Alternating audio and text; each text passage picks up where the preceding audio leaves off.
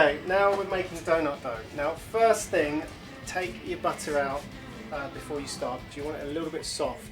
Okay, first of all, strong bread flour. Always recommend digital scales. 60 grams of sugar. Probably think this is not much sugar for the amount of flour, but you have to remember that we're going to be tossing the donuts in sugar as well. Zest of lemon.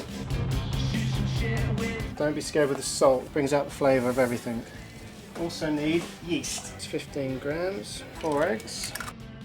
So just give those a nice little beat and that just goes straight in. 150 mils of water. I always tend to weigh water because half the time you're sort of up here and you're not looking at exact measurements, so it's always safer to weigh. And that will come over to the mixer. Do need a mixer because it's quite a lot of work to get that all mixed in properly. And also we're going to be adding small bits of butter to it. It normally takes about sort of 6, 7, 8 minutes.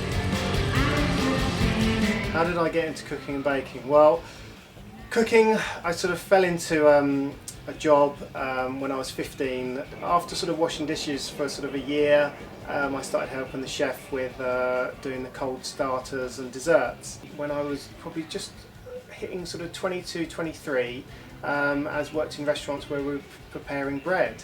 My real love came when I started at St John's restaurant, where they had an in-house bakery, and I started helping the bakers. And it was when the bread starts singing and crackling when it comes out of the oven, I just knew I wanted to learn more about this. So what's your new venture? New venture? Well, I've just finished 13 years at St John, and we've taken time out to write this amazing cookbook.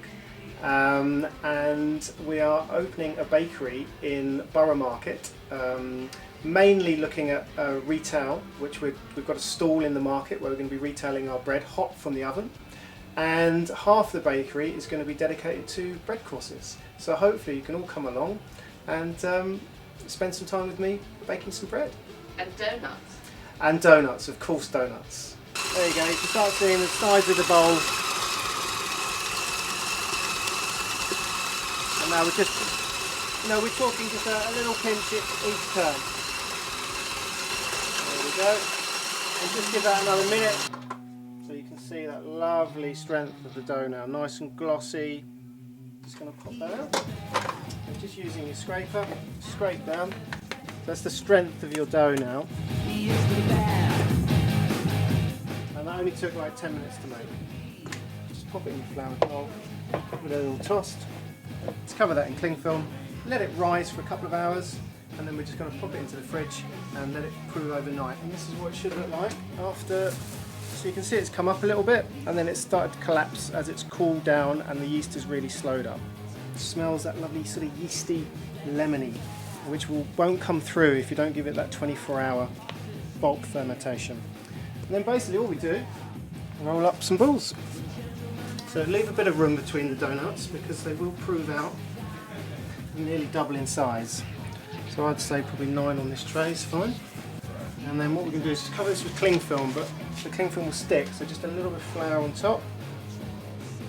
And then just pop that somewhere warm. Nice day for it. Okay, they're just coming out the way, they're actually ready now, and we're going to start cooking. Okay, so just get a bit of flour on your scraper, and then just quite tightly underneath, quite firmly as well, go underneath the donut, but be nice and gentle with it because you don't want to lose all that lovely air inside. And then the surface facing you goes bottom down, okay? So just very carefully, just toss them over like so. Okay, and either get your egg timer on, but I use a digital timer, straight on there, 2 minutes each side. Try not to disturb them too much, they're quite happy just on their own doing their thing. But make sure you've got some kitchen towel ready and some sugar to dust in, and also a sugar tray ready to put the donuts in afterwards. The smell of donuts, it's a good thing. 2 minutes up, don't forget to reset your timer. The amount of times I've turned a donut and then forgotten to put 2 extra minutes on and then go and do something else. So always, just before you turn them, put your timer back on, 2 minutes. And now you can see that beautiful segmented middle. That's where we're going to put the hole in. 2 minutes each side, no more, no less. So either pair of tongs, which might be a bit more easier, but you have to be very gentle with them. Just pop them on the kitchen towel, or you can quite happily use a spoon, but be careful because you will have a bit of hot oil actually in the spoon. Oh, look at those beauties. Just a short time on the kitchen towel, because you want a tiny bit of the oil just to remain, as it will help stick all that lovely sugar. And then just give them a nice good bath in it. And sometimes you'll see this little crease here. Now you want that because as you put your filling in, it will expand to bursting. Okay, so don't worry if they start to crinkling a little bit, as you can see.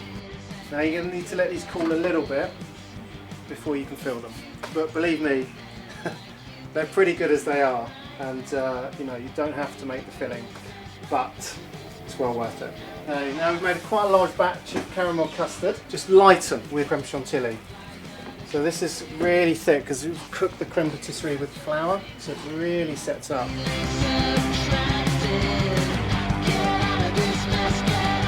Just want to start breaking it up and mixing into the creme chantilly. This is going to be a beautiful, smooth custard. And what the cream does, it just helps lighten it. It sort of goes a little bit like a mousse. So there you are. Now what I like to use is the disposable piping bags. You can cut the nozzle to whatever size you like. You don't have to put all the mix in the bag, just enough for it so you can handle it. That should do it. Squeeze down. Just cut a hole with a knife. Okay, make sure that's all okay. Oh yeah. What I'm going to do is make a little hole into your donut. Now you can just encourage it with your finger a little bit as well. The bigger the hole, the more filling you can get in. The best way to do this is to hold it. We'll bring it out and you'll see, as earlier, the crinkles, the creases in it, will just expand. And you want to take it to the point of bursting. Thing of beauty.